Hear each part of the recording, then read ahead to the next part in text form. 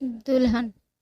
चूल्हे पर रखे गर्म तवे से जैसे ही सुमित्रा ने रोटी को पलटने की कोशिश की, उसके मुंह से दर्द भरी सिसकारी निकली। उंगलियां रोटी के बजाय तवे से छू गई थी। सुमित्रा ने जल्दी से उंगलियों को पानी में डुबोकर जलन कम करने की कोशिश की। इतने में तवे पर रोटी की भी जल गई। बेबस सुमित्रा ने गुस्से में अपनी लाठी उठाई और चूल्हे को छोड़कर आंगन में बिछी चारपाई पर पसर गई। सुमित्रा की उम्र भी 40 से 50 वर्ष की करीब थी। उसका पति रामलाल एक छोटा सा किसान था। तंगी ज्यादा होने की वजह से वह परिवार चलने के लिए मजदूरी भी किया करता था। दुर्भाग्यवश 15 साल पहले मिट्टी से भरी ट्रॉली में दबने से रामलाल की मौत हो गई थी। अब घर की जिम्मेदारी 20 बरस के बेटे राघव पर आ गई। 1.25 एकड़ जमीन और मजदूरी करके माँ और 3 बहनों का पालन पोषण किया। तीनों बहनों की शादी करने में वह जमीन भी जाती रही। जिम्मेदारियों को निभाते निभाते सुंदर कब 36 वर्ष का हो गया पता ही नहीं चला। सुमित्रा ने रिश्तेदारों में राघव के रिश्ते की बात चलाई, मगर उम्र और गरीबी को देखकर सबने कन्नी काट ली। समाज वाले कहने लगे, भाई जमीन तो है नहीं, उम्र भी 36 की होने को है, ऐसे में कौन देगा अपनी बेटी। सुमित्रा को आंखों से देखना कम हो गया था और हाथ पैर भी कब तक साथ देंगे। सुमित्रा अपनी उंगलियों के पैरों को सहारा लेते हुए फिर से उठी और लाठी के सहारे चलकर चूल्हे के पास बैठ गई। वह बड़बड़ाई, कमबख्त मौत भी नहीं आती और रोज रोज मरने से अच्छा है एक ही दिन मर जाऊं। चूल्हे के पास बिछे पटरे पर बैठकर तवे से जली रोटी हटाई, फिर से रोटियां बनाने लगी। भगवान भी क्यों बुलाएगा, उसने तो सारे दुख मेरी ही किस्मत में लिख दिए हैं, मत बोला। सुमित्रा ने रोटी बनाकर कपड़े में लपेट कर रख दी। साबुत लाल मिर्च लाल निकाली और नमक पानी डालकर चटनी पीस कर रख दी। फिर खाट पर लेट गई। राघव कंधे पर फावड़ा लिए घर पहुंचा। सुमित्रा अभी किस्मत को कोसी रही थी कि राघव मुस्कुराकर माँ के पास पहुंचा। क्या अम्मा, आज भी भगवान जी से शिकायत कर रही हो? हाँ, कर रही हूँ शिकायत। राघव समझ गया। माँ की उंगलियों के पैरों में छाले उभर आए थे। देखकर राघव दुखी हो गया। कहने लगा, अम्मा कितनी बार कहा है, रोटियां मैं बना दिया करूंगा। कितना वक्त लगता है थोड़ी सी रोटियों में, जला ली ना अपनी उंगलियां। सुमित्रा सुबकने लगी। माँ को दुखी देख राघव भी रोने लगा। राघव बोला, अम्मा गलती भगवान की नहीं है, मैं ही नालायक निकला। कोई मेरे रिश्ते के लिए तैयार नहीं। आज अगर कोई रोटी बनाने वाली होती तो तुम्हें हाथ नहीं जलाने पड़ते। मेरा बुढ़ापा तो तेरे सहारे कट जाएगा। 2-4 साल में मैं मर जाऊंगी, पर तेरा सहारा कौन बनेगा बेटा। राघव ने रोटियां और चटनी की कटोरी उठाई और खाट के पास बैठकर अम्मा को खाना खिलाने लगा। बीच बीच में एक हाथ से अम्मा को पानी भी पिला देता। बेटे के हाथ से रोटियां खाकर सुमित्रा अपना सारा दुख दर्द भूल गई और हंसते हुए बोली, मेरे राघव जैसी औलाद तो किस्मत वालों को ही मिलती है। चटनी रोटी खाकर राघव फाफड़ा लेकर निकल गया। सुमित्रा ने रोज की तरह अपनी लाठी उठाई और घर से बाहर निकली। कुछ दूरी पर बबुल का बड़ा सा पेड़ था। वहां पर पेड़ के नीचे औरतें घर के काम से फ्री होकर टाइम पास और हंसी मजाक के लिए जमा हो जाती थीं। उनका रोज का काम कांटेदार पेड़ के नीचे चुगल पुराण को ताजा करना था। सुमित्रा को देखते ही 2 औरतों ने आगे बढ़कर सुमित्रा को सहारा दिया और खाट पर बैठाया, और उसको सम्मान देने के लिए सभी ने उसके पैर छुए। उनमें से एक बोली, माँ जी, राघव चला गया क्या? हाँ, रोटी खाने आया था, खाकर चला गया। दूसरी बोली, और क्या, कोई होती तो रुकता भी, माँ जी के बाहर जाने का इंतजार करता। सभी औरतें खिलखिलाकर हंस पड़ी। सुमित्रा ने बुरा नहीं माना। वह जानती थी जैसी भी है औरतें खराब नहीं है, साफ दिल की हैं, तभी तो उस जैसी गरीब बेबस को इज्जत देती हैं। औरतों ने सुमित्रा को चुप देखकर बात शुरू की। माँ जी, रोटी बेलने वाली चाहिए एक। किसी रिश्तेदार से कहिए, रिश्ते के लिए कोई गरीब की हो सबसे। बोल लिया। सुमित्रा ने बात अधूरी छोड़ दी। माँ जी, आपका बेटा श्रवण कुमार है, इतनी उम्र हो गई है, कभी किसी की बहू बेटी को नजर उठाकर नहीं देखा। अपने मोहल्ले में उस शांति के छोरे हरीश को देख कई बार तो मोहल्ले वालों से पिट चुका है। 48 बरस का है, अपनी जात वालों ने नहीं दी तो कुजात वालों को ही ले आया। सुना है अच्छी खासी कीमत देकर खरीदी है, बड़ी उम्र की लगती है, बाप ने ही बेच दी। तुमने कब देखी? कुएं से पानी भरने गई थी, रास्ते में देखा तो ढोल बजवाते हुए घर ले जा रहा था। अरे रघु ने ही तो जुगाड़ किया है हरीश के लिए। चलो, राम मिलाई जोड़ी बन गई। सभी खिलखिलाकर हंसने लगे।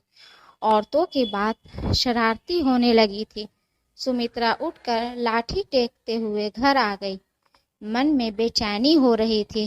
कुछ सोच विचार करने के बाद वह घर की कच्ची कोठरी में घुसी और खुरपी से एक कोने को खोदने लगी। करीब 1.5 हाथ नीचे गड्ढे से एक पोटली निकाली और गड्ढा भर दिया। पोटली में छिप छप्पर में खोस कर वह खटिया पर लेट गई। राघव का काम से लौट कर आने का वक्त हो चुका था, मगर सुमित्रा ने रात की रोटियां नहीं बनाई। राघव पहुंचा, फाफड़ा कोने में रखा और चूल्हे को उदास देखकर बोला, अम्मा, आज रोटी नहीं बनाई क्या? सुमित्रा उठी, वह पोटली लाकर राघव के हाथ में थमा दी। अम्मा, यह क्या है? इसमें चांदी के जेवर हैं, मैंने बहू के लिए बचा कर रखे थे, इन्हें बेचकर बहू ले आ। राघव हंसते हुए बोला, अम्मा, पगला गई हो क्या? बहू कोई बाजार में बिकती है जो ले आऊं? हाँ, बिकती है। उस बार मोहल्ले का हरीश लेकर आया है, आज पैसा देकर तुम भी ले आओ। अम्मा, गांव में थू थू हो जाएगी, रिश्तेदार सब क्या कहेंगे, सब आना जाना बंद कर देंगे। क्यों होगी थू थू?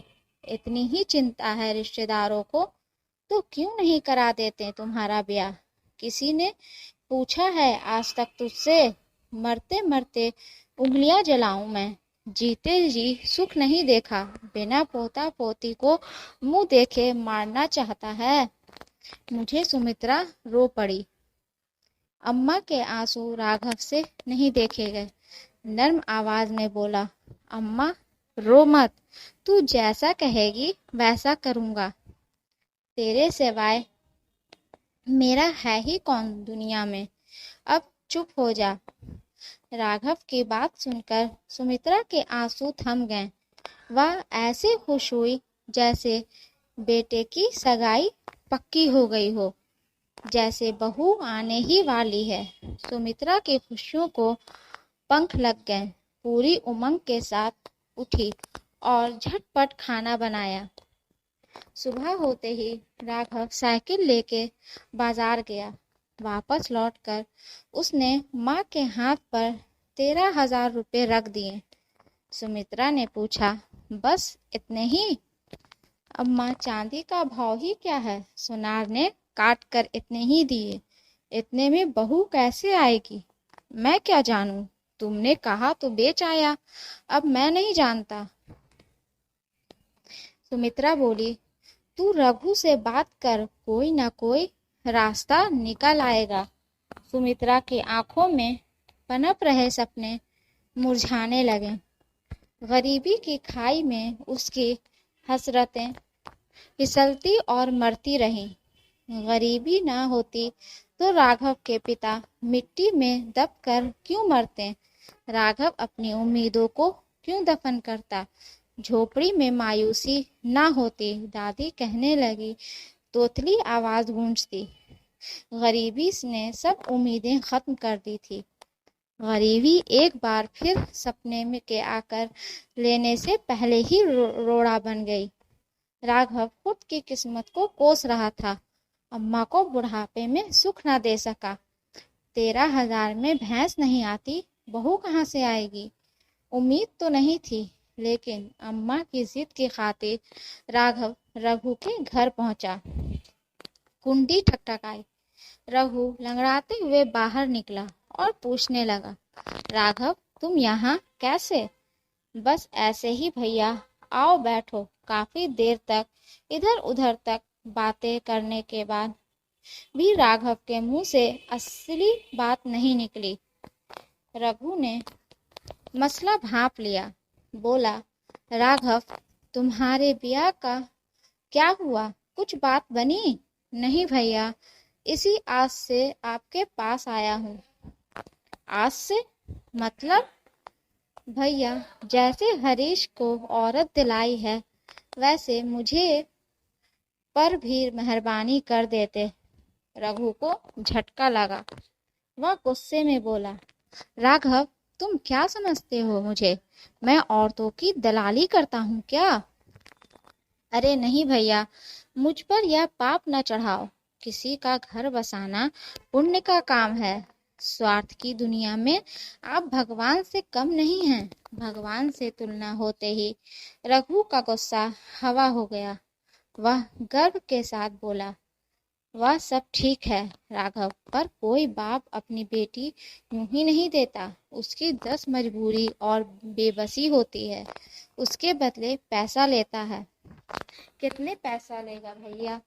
अब या तो वही बता सकता है कितने लेगा, 40,000 या 50,000। भैया मेरे पास इतने पैसे कहाँ हैं? सोचा था तुम्हारी कृपा से घर बस जाएगा। कितने हैं तुम्हारे पास? मेरी हालत आपसे छुपी थोड़ी ही है।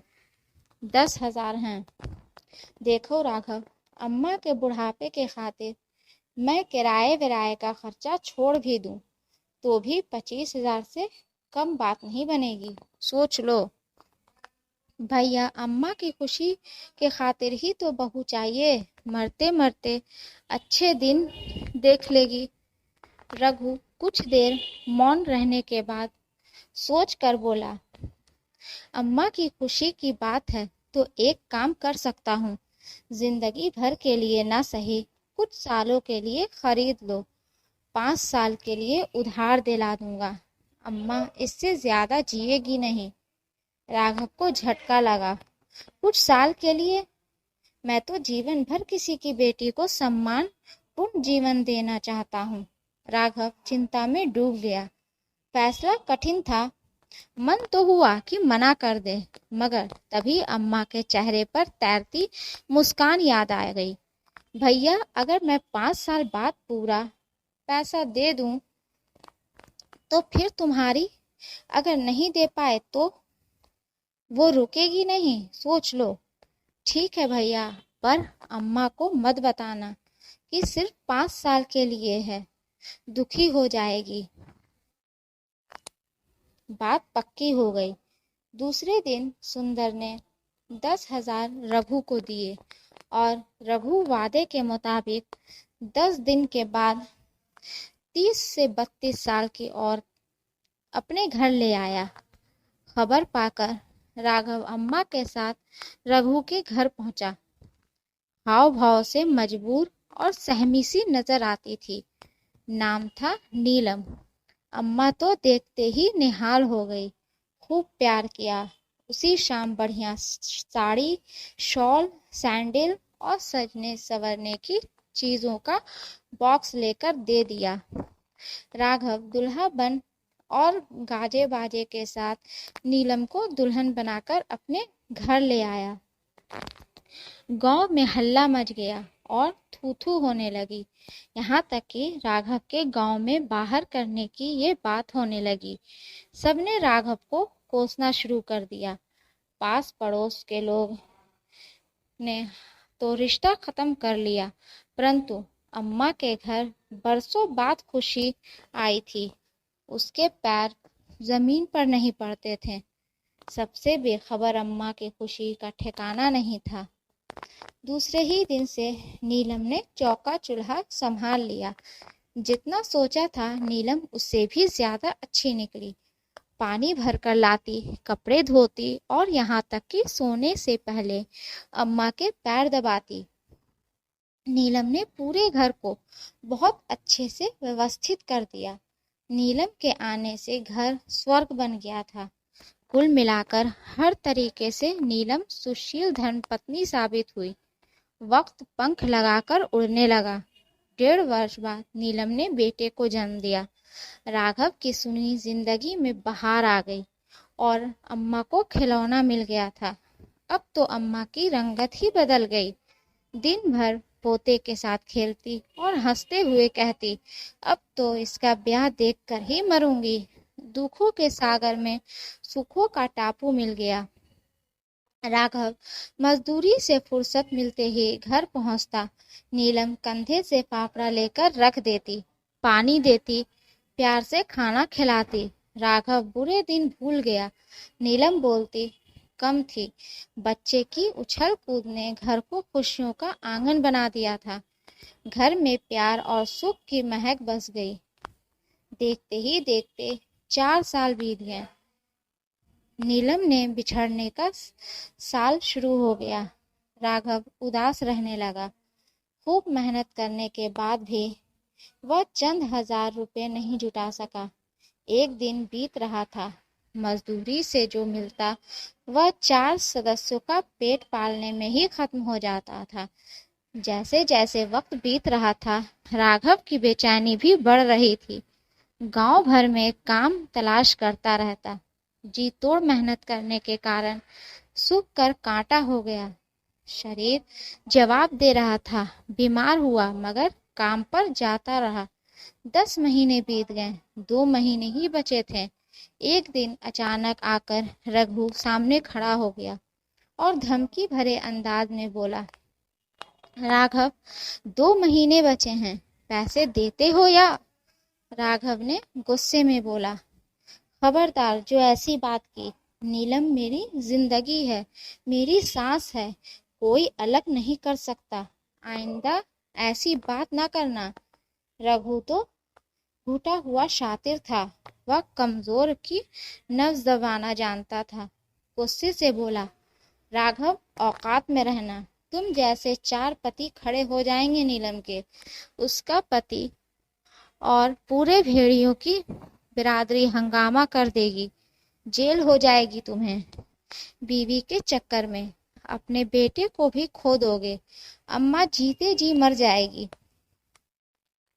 राघव उल्टे पांव घर की ओर लौटा और रुपए का बक्सा खोलकर रुपए गिनने तो बहुत कम थे। रघु अब 30,000 मांगने लगा था। राघव फूट फूट कर रोने लगा।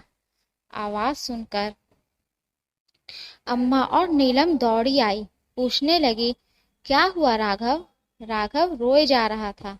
नीलम एक तरफ खड़ी सब देख रही थी, हमेशा की तरह खामोश, चिंतित और सहमी हुई। नीलम ने सुंदर के चेहरे पर उभरे हुए दर्द को महसूस कर लिया। राघव ने नीलम की भीगी हुई आंखों को देखा। अम्मा माजरा समझ न पाई। दुख और बेचैनी में सुबह से शाम हो गई। उम्मीद की कोई किरण नजर नहीं आई। राघव रोते रोते सो गया। अचानक आधी रात में सोते सोते राघव चीखने लगा, रुक जाओ, रुक जाओ, मेरी नीलम को मत लेकर जाओ। मैं इसके बिना जिंदा नहीं रह सकता। हड़बड़ा कर नीलम उठी। अम्मा दौड़ी आई। बच्चा सहम गया। अम्मा बोली, क्या हुआ बहू? यह क्यों चीख रहा है? नीलम हमेशा की तरह खामोश, बेचैन और चिंतित। अम्मा इन सब बातों से अनजान थी, नहीं समझ सके। अब सिर्फ 3 दिन बाकी थे। राघव ने किस्मत के आगे हार मान ली। उसकी हालत पागलों जैसी हो गई, बस एक टक अपनी नीलम को घूरता रहता। नीलम राघव से नजरें चुराकर खुद को व्यस्त रखती। बिछड़ने की बेला आ पहुंची। आज आखिरी शाम थी। राघव ने 3 दिन से मुंह में निवाला तक नहीं लिया था। नीलम ने अम्मा के काफी देर तक पैर दबाए, बेटे को सीने से लगाकर खूब प्यार किया। बेटे को अम्मा के पास लेटाकर राघव के पास पहुंची और राघव को सीने से लग गई। दोनों के आंसू रुकने का नाम नहीं ले रहे थे। नीलम पहली दफा फूट पड़ी और दोनों के हाथों से कसकर सुंदर को पकड़कर बोली, मुझे बचा लीजिए, मैं तुम्हें छोड़कर नहीं जाना चाहती। मुझे अपने बेटे और अम्मा से अलग नहीं मत होने दो। दोनों फूट फूट कर रोए। रोते रोते सुबह हो गई। पक्षियों की मधुर आवाज फिजाओं में गूंजी। राघव ने नीलम का हाथ पकड़कर कहा, तुम्हें मुझसे कोई अलग नहीं कर सकता, भगवान भी नहीं। इतना कहकर सुबह 5 बजे ही बाहर निकल गया। नीलम की हालत बिल्कुल ऐसी सुहागन की थी जिस कुछ देर में विधवा का आभास हो चुका था। उसे एहसास था कि शाम को किसी भी वक्त उसकी विदाई हो जाएगी और उसे राघव से अलग कर दिया जाएगा। दोपहर 3 बजे सुंदर मिठाई के डब्बे को साथ घर लौटा और खुश होते हुए बोला, नीलम, अब यह उदासी छोड़ो। अब कोई तुम्हें मुझसे, मेरे बच्चे से अलग नहीं कर सकता। रघु के मुंह पर पूरी रकम मारकर आया हूं। इतने पैसे? हाँ, अब कोई चिंता नहीं। खुद को 2 साल के लिए गिरवी रख दिया मैंने पहलवान चौधरी के यहाँ। 32,000 में 2 साल मजदूरी करूंगा, राघव ने खुश होते हुए बताया। नीलम सिहर गई। यह तुमने क्या किया? घर कैसे चलेगा? वह मुझे नहीं पता। खुद को गिरवी रखने से ज्यादा कीमती मेरे लिए तुम हो, लेकिन रोजी रोटी का इंतजाम? लंबी खामोशी के बाद नीलम पहली बार चहकी, मुस्कुराई और राघव के गले लग गई। बोली, तुमने मुझे नर्क में जाने से बचा लिया, मेरा आंचल खुशियों से भर दिया। औरत होने का सच्चा सुख दिया है तुमने। मेरी उधार की खुशियों के लिए तुमने खुद को गिरवी रखा। अब तुम्हें मुक्ति दिलाने का हक मुझे दे दो। और नीलम ने राघव का फाफड़ा अब अपने कंधों पर रख लिया। दोस्तों, अगर ये कहानी आपको अच्छी लगे तो प्लीज़ इसे लाइक करें, शेयर करें एंड सब्सक्राइब करें। और इस स्टोरी के बारे में आपकी क्या राय है हमें कमेंट बॉक्स में ज़रूर बताएं। और हाँ, बेल आइकन को प्रेस करना ना भूलें, क्योंकि मेरे आने वाली स्टोरी आप तक सबसे पहले पहुंच सके। धन्यवाद।